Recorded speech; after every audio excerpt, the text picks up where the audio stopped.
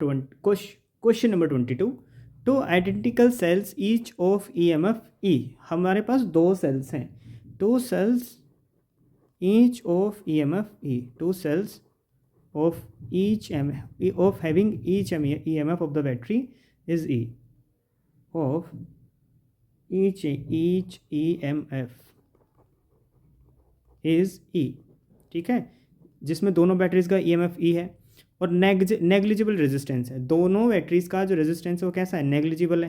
तो नेग्लिजिबल के लिए क्या कंडीशन है कि जो दोनों बैटरीज का इंटरनल रेजिस्टेंस वो लगभग नेग्लिजिबल है। ठीक बात, ये क्या होता है, इंटरनल रेजिस्टेंस।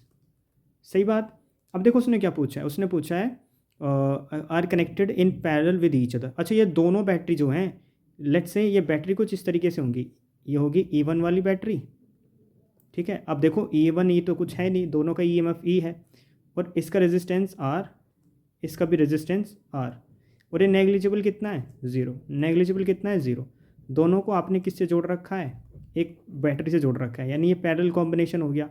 इसका EMF E2 हो गया। अब क्योंकि E1 E2 के इक्वल है तो क्या निकलना, what is the current through this resistance across parallel with each other across an external resistance R।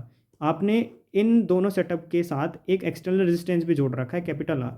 आपको क्या बताना है, what is the current through, आप इस रेजिस्टेंस के अंदर से पास होने वाले इलेक्ट्रिक करंट को बताओ। बहुत सीधा सा हिसाब है। पहले तो आप ये निकालोगे ई इक्विवेलेंट टोटल है कितना, नहीं समझे आप, इक्विवेलेंट कितना आएगा, आप ओम्स लॉ लगाओ। ओम्स लॉ क्या बोलता है, V equals to IR। Current कितना हो जाएगा, I इंटू R प्लस के R।